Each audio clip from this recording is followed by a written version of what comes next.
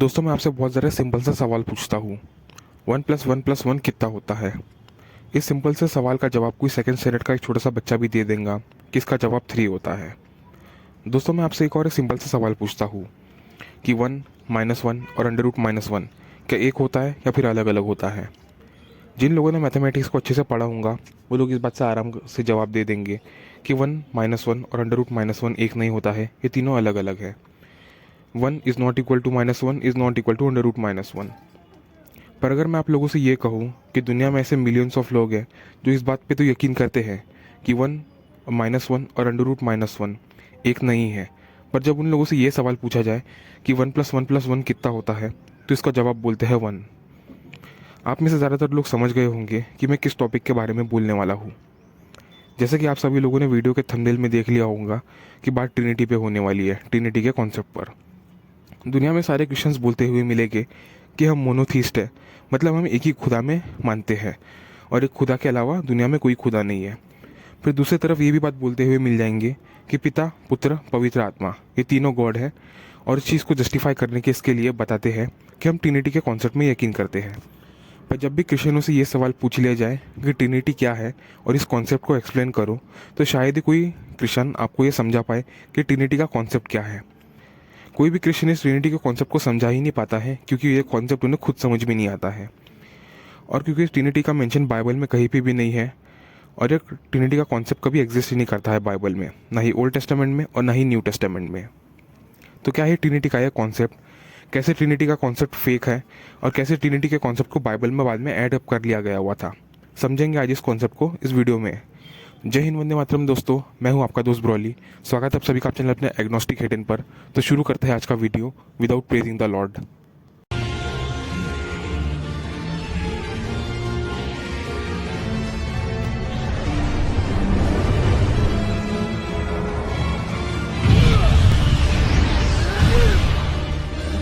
Monotheism, अगर इस concept को देखा जाए तो माना जाता है इस कॉन्सेप्ट में कि पूरी दुनिया में एक ही खुदा है, और ये खुदा सिर्फ एक ही खुदा को मानते हैं।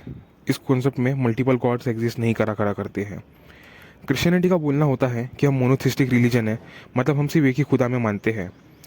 पर फिर क्रिश्चियंस ये भी बोलते हुए मिल जाएंगे कि हम फादर याहवे गॉड है, जीसस सन गॉड है, और होली स्पिरिट भी गॉड है। यहाँ पे 3 पर्सन्स है और वो तीनों पर्सन्स गॉड है।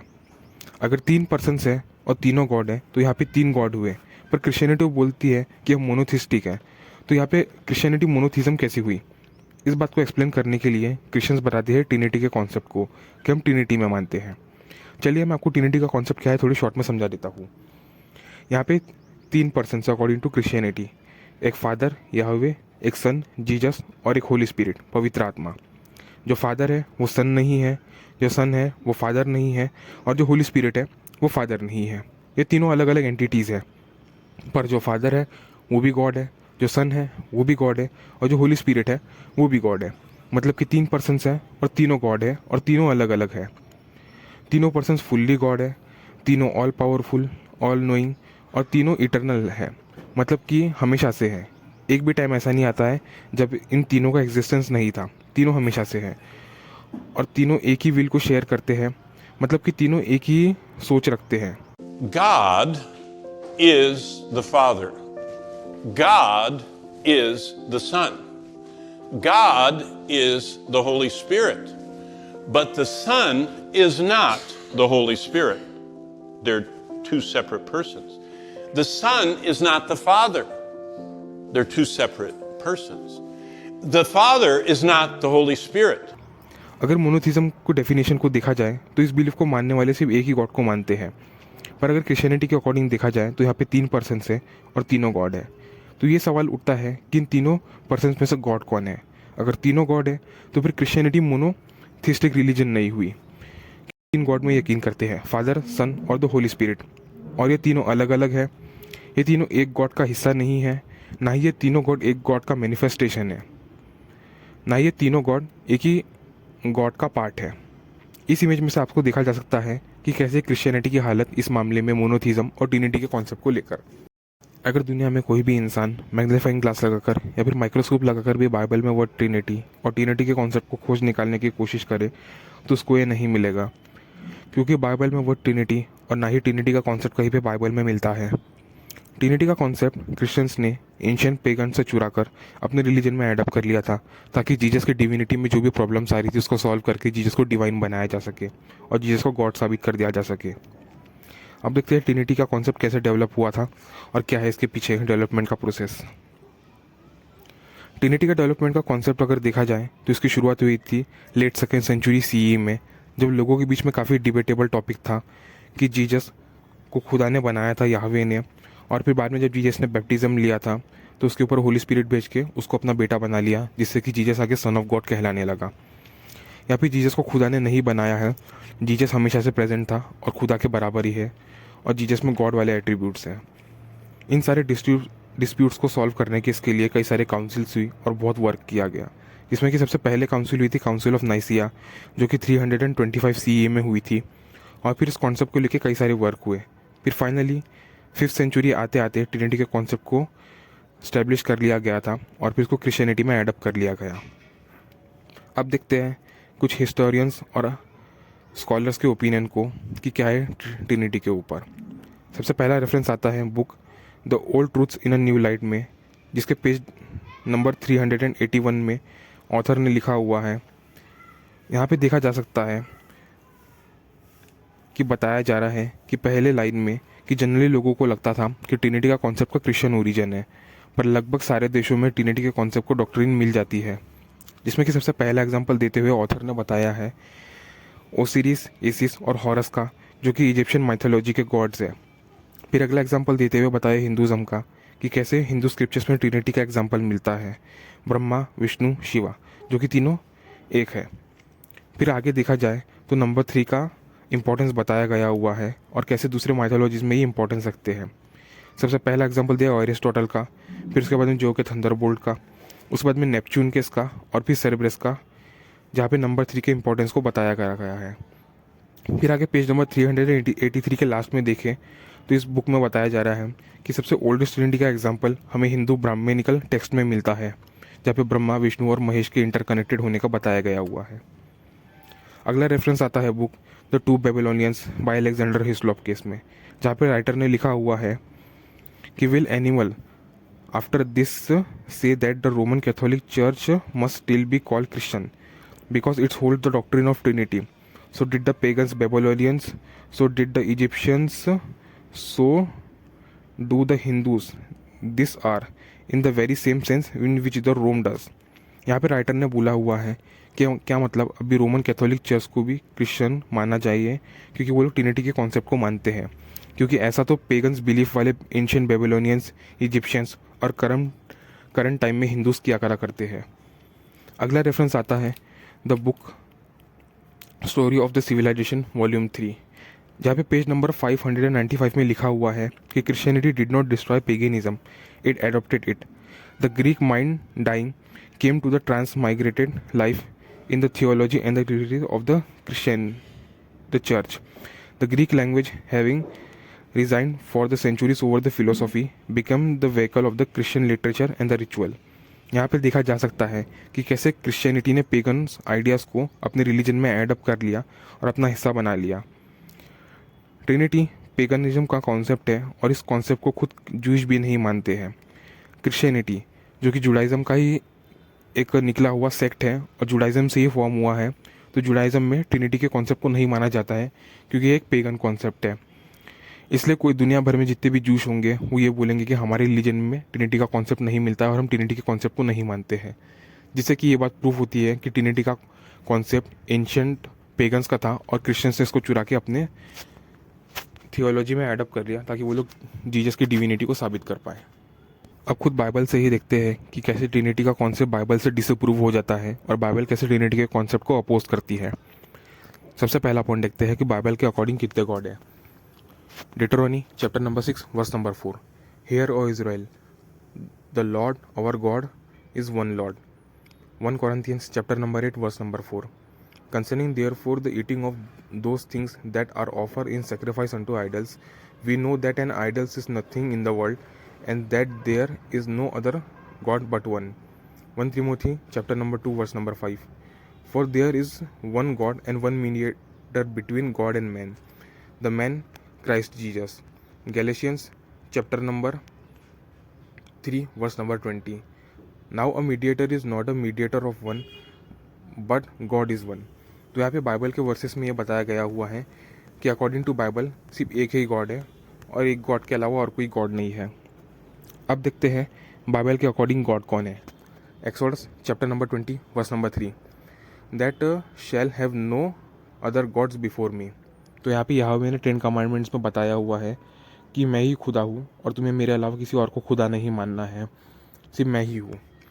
डेट्रोनी chapter number 32 verse number 39, see now that I even I am he and there is no gods besides me. I kill and I make alive, I wound and I heal, neither there any that can deliver out of my hand. तो यहाँ पे भी बताया गया हुआ है यहोवा ने कि मैं ही हूँ, मेरे अलावा और कोई नहीं है। Isaiah chapter number 45 verse number 5, I am the Lord and there is none else, there is no gods beside me. तो यहाँ पे भी आइज़ाया के इस वर्स में बताया गया हुआ है कि यहोवा ही खुदा है और यहोवा के अलावा और कोई नहीं है। Deuteronomy chapter number 5 verse number 7, that shall have no other gods before me. तो यहाँ पे फिर से एक और बार बताया गया है बुक ऑफ डिट्रोनी में कि यहोवा ही है और यहोवा के अलावा किसी और को गॉड नहीं मानना है। Isaiah chapter number 45 verse number 21 to 22, tell ye and bring them near ye, let them take counsel together, who had declared this form ancient times, who had told it from that time, have not I the Lord and there is no God else besides me, a just God and a Savior, there is none besides me. Look unto me and be ye saved, all the ends of the earth, for I am the God and there is none else. तो इन words में बताया गया है कि यहोवा है। ये तो सारे ओल्ड टेस्टामेंट से है। अब मैं न्यू टेस्टामेंट से भी बता देता हूँ। John chapter number 17 verse number 3, and this is life eternal, that they might know the only true God and the Jesus Christ whom the hasn't sent. तो यहाँ पे इस वर्ष में बताया गया हुआ है कि अनंत जीवन पाने के लिए तुम्हें सिर्फ एक सच्चे खुदा को जानो जिसने जीसस क्राइस्ट को भेजा हुआ है। कुछ जीसस से ही सुन लेते हैं कि अकॉर्डिंग टू जीसस गॉड कौन है। John chapter number 20 verse number 17, Jesus says unto her, touch me not, I am not yet ascended to my father, but go to the Bethlehem, say unto them, I ascended to my father and your father, and to my God your God. Jesus ने कहा, अभी मुझे हाथ मत लगाओ, मैं मेरा पिता के पास में जाने का छूँ, मैं मेरे पिता के पास में जाऊँगा, मेरे पिता के पास में तुम्हारे पिता के पास में, मेरे गॉड के पास में तुम्हारे गॉड के पास में। Matthew chapter number 22 verse number 31 से लेकर 32, but concerning the resurrection of the dead have yet not read that which was spoken unto you by God, saying, I am the God of Abraham, the God of Isaac, and the God of Jacob. God is not the God of the dead, but of the living. यहाँ पे Jesus ने कहा है कि तुमने नहीं पढ़ा कि गॉड ने क्या कहा था। यहाँ पे भी जीसस ने फादर को गॉड बताया है। Mark chapter number 12 verse number 32, and the scribe said unto him, well master, hasn't said the truth, for there is one God and there is none other than he. तो यहाँ पे लिखा हुआ है कि खुदा एक ही है, वो यहोवा है और यहोवा के अलावा और कोई नहीं है। अब देखते हैं कि जीसस ने क्या बोला है अपने बारे में, जो कि सीधा ट्रिनिटी के कॉन्सेप्ट को कॉन्ट्राडिक्ट करता है। If eternal and that might know the only true God the Jesus Christ those who have sent him, कि इस वर्ष के हिसाब से एक सच्चा खुदा एक ही है जिसने कि जीसस को यहाँ पे भेजा हुआ है। Mark chapter number 12 verse number 32, and the scribe said unto him, well master, hasn't said that the truth, for there is one God and there is none other than he. यहोवा ही एक खुदा है और यहोवा के अलावा कोई नहीं है इस वर्स के according. John chapter number 14 verse number 28, ye have read now, I said unto you, I go away and came again you, if you love me, ye rejoices because I said, I am going to the Father, for my Father is greater than I. Jesus ने कहा है मेरा father मुझसे greater है। अब भला God से कोई ग्रेटर हो सकता है क्या? पर लोग जो कि जीसस को गॉड समझते हैं, तो जीसस गॉड ने बोला है कि मेरे फादर मेरे से बड़े हैं। अब एक गॉड से भला दूसरा गॉड बड़ा हो गया। John chapter number 10 verse number 29, my father who have give them to me is greater than all and no man is able to plug them out of my father's hand. तो यहाँ पे Jesus ने कहा है father सबसे बड़ा है। अब यहाँ पे फादर होली स्पिरिट से भी बड़ा हो गया और जीसस से भी बड़ा हो गया। एक गॉड दो गॉड से यहाँ पे बड़ा हो गया। John chapter number 5 verse number 30, I can mine own self do nothing, as I hear I जज, and my judgement is just because of I seek not mine own will but the will of the father who has sent me. Jesus ने बोला मैं खुद से कुछ नहीं करता हूँ, जो मुझे फादर बताता है मैं उसी के हिसाब से करता हूँ। यहाँ पर जीसस फादर पे डिपेंडेंट हो गया। भला एक गॉड को दूसरे गॉड पे डिपेंडेंट होने की ज़रूरत कैसे बढ़ गई। 1 Corinthians chapter number 11 verse number 3, but I would have you know that the head of every man is the Christ, and the head of women is the man, and the head of Christ is the God. मतलब women का जो head है वो man है, जो man के ऊपर head है वो जीसस क्राइस्ट है, और जो जीसस क्राइस्ट के ऊपर है वो गॉड है। मतलब एक गॉड दूसरे गॉड से बड़ा हो गया। ये बात तो जीसस ने John chapter number 14 verse number 28 में भी कन्फर्म कर ली कि मेरा फादर मेरे से बड़ा है। मतलब कि एक गॉड दूसरे गॉड से बड़ा हो गया। जीसस वन और फादर भी one, one is greater than one. ये कैसा मैथमेटिक्स है, समझ में ही नहीं आता है। अगर पूरी बाइबल में देख लिया जाए तो जीसस ने कहीं भी अपने आप को गॉड नहीं बोला हुआ है। पूरी बाइबल में जीसस ने अपने आप को कहीं पे भी डायरेक्टली गॉड नहीं कहा है, और ये कहा है कि तुम मेरी वर्शिप करो। पर इससे कुछ उल्टे वर्सेस मिल जाते हैं जिसमें कि जीसस ने अपने आप को गॉड होने से डिनाई किया है।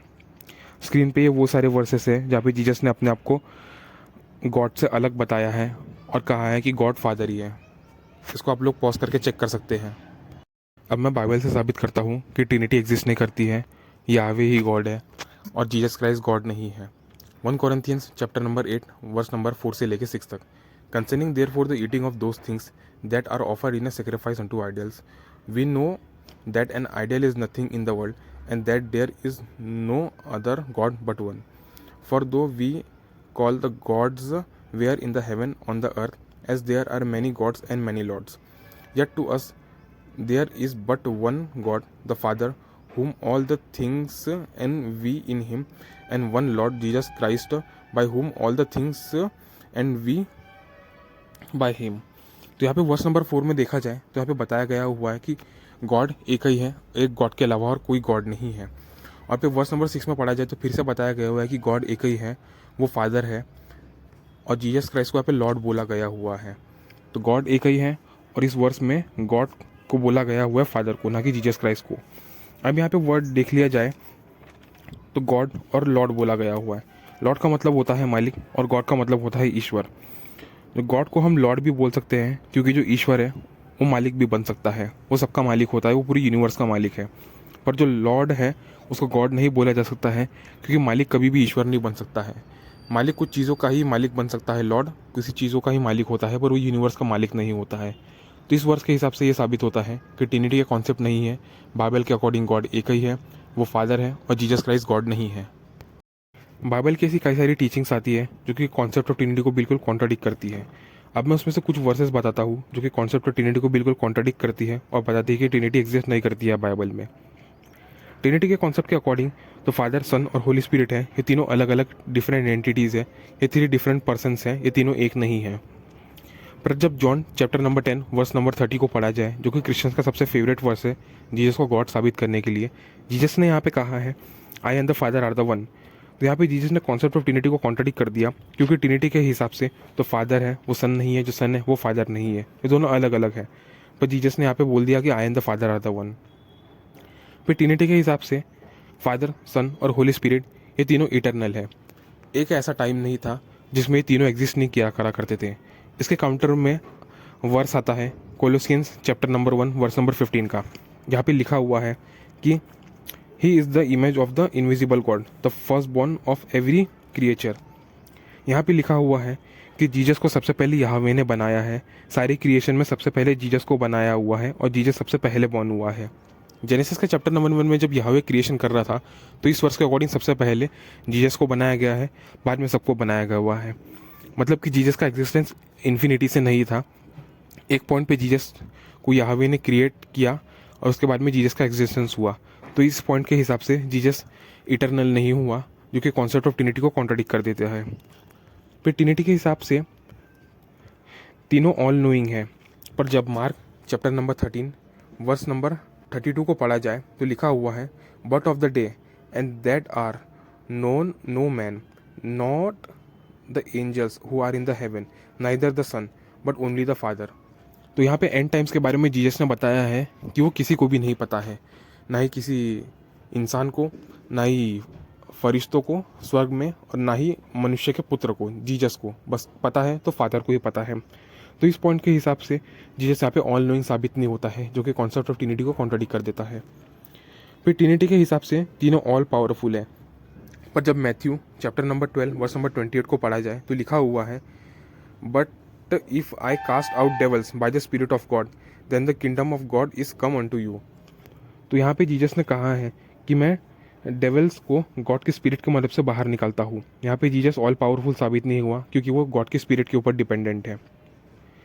अगर कोई ये आर्ग्यूमेंट देता है कि जीसस ने अपने आप को सन ऑफ गॉड भी बोला है और जीसस सन ऑफ मैन भी है, जीसस के पास में दो डुअल नेचर है, जीसस सन ऑफ गॉड भी है, सन ऑफ मैन भी है। इसलिए सारे जो एट्रीब्यूट्स है वो सन ऑफ मैन वाले एट्रीब्यूट्स है, जीसस के ह्यूमन वाले एट्रीब्यूट्स है। तो उन सारे लोगों के इसके लिए एक काउंटर आर्ग्यूमेंट आता है Numbers chapter number 23 verse number 19। यहाँ पे उस वर्स में ऐसा लिखा हुआ है, God is not a man that he should lie neither the son of man that he should repent. तो इस वर्स के अकॉर्डिंग यहाँ पे लिखा हुआ है जो गॉड है वो ना ही मनुष्य है और गॉड है ना ही वो मनुष्य का पुत्र है। तो यहाँ पे तो क्रिश्चियंस के जो क्लेम की बाइबल खुद वाट लगा देती है। दुनिया में क्रिश्चियंस भले ही ट्रिनिटी का कॉन्सेप्ट ना समझ पाए हो और ना ही किसी को ये कॉन्सेप्ट समझा पाए हो, क्योंकि जो ट्रिनिटी का कॉन्सेप्ट है और ट्रिनिटी वर्ड है बाइबल में एग्जिस्ट ही नहीं किया करा करता है। बात रही जेनेसिस के chapter number 1 verse number 27, Genesis के चैप्टर नंबर 3 और जेनेसिस के चैप्टर नंबर 11, जहाँ पे कई सारे मल्टीपल गॉड्स का रेफरेंस आता है, वो क्लियरली कट पॉलीथिज्म से रिलेटेड है, उसका ट्रिनिटी से कोई रिलेशन नहीं है। उसको किसी और वीडियो में मैं क्लियर कर दूंगा। भले ही क्रिश्चियंस किसी को ट्रिनिटी का कॉन्सेप्ट समझा पाए या ना समझा पाए, पर मैंने आप लोगों को ये कॉन्सेप्ट कैसा समझाया हूँ कमेंट बॉक्स में अपनी राय ज़रूर बताएं। इस वीडियो को लाइक करें, शेयर करें, कमेंट करें और चैनल को सब्सक्राइब करें। मिलते तब तक आपसे अगले वीडियो में। तब तक के लिए स्टे क्यूरियस, कीप लर्निंग। पेड़ लगाएं, पर्यावरण बचाएं। जय हिंद, वंदे मातरम।